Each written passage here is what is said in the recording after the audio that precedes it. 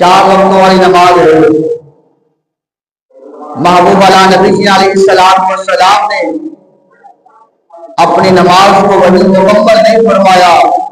نماز کی حالت میں تیرے میرے لجپال نبی نے اپنا چہرہ مبارک مسجد اقصی سے پھیر کر مسجد حرام کی طرف فرما دیا۔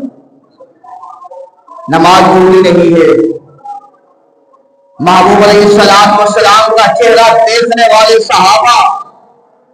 جن کی نماز بھی لجپال نبی کے چہرے مبارک کا دیدار تھا،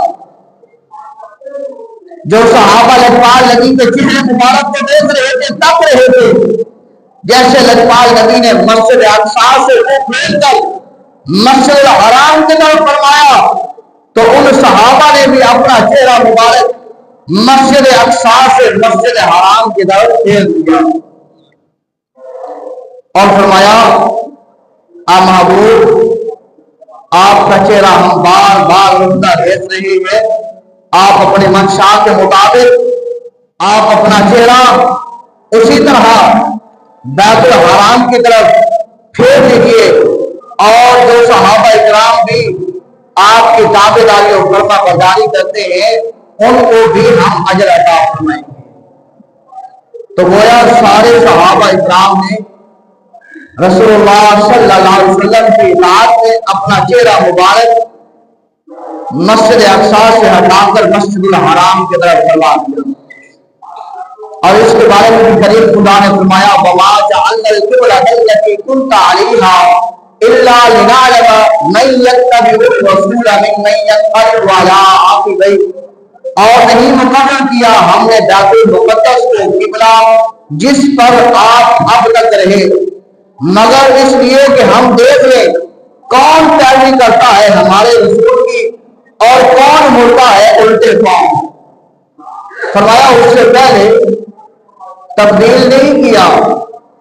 اس لیے نماز میں حکم دیا محبوب اپنا چہرہ مبارک مسجد اقصی سے پھیر کر مسجد حرام کر لے۔ عرض کی گئی کہ بارے تعالیٰ آپ نماز سے ہٹ کر بھی نہیں فرما سکتے تھے کہ محبوب اب جو نماز ظہر ادا کرنی ہے اب چہرہ مبارک آپ نے مسجد اقصی کی طرف نہیں کرنا، مسجد حرام کی طرف کرنا ہے۔ محبوب اپنے صحابہ کو بھی عطا کر دے کہ آپ کے صحابہ بھی مسجد اقصی کی طرف منہ نہ کریں بلکہ مسجد حرام کی طرف کریں۔ خدا لم یزل فرماتا ہے نہیں، اس لیے پہلے حکم نہیں کیا کہ تاکہ ہم دیکھیں کہ کون کون ہمارے محبوب کی، ہمارے پیارے کی، ہمارے یار کی، ہمارے لجپال نبی کی اطاعت کرتا ہے، فرما برداری کرتا ہے، ان کے حکم پر، ان کے تابعداری پر اپنی جان کو نچھاور کرنے کے لیے تیار رہتا ہے، اور کون کون منہ پھیر لیتا ہے، ننگے پاؤں پیچھے کون ہوتا ہے۔ فرمایا جنہوں نے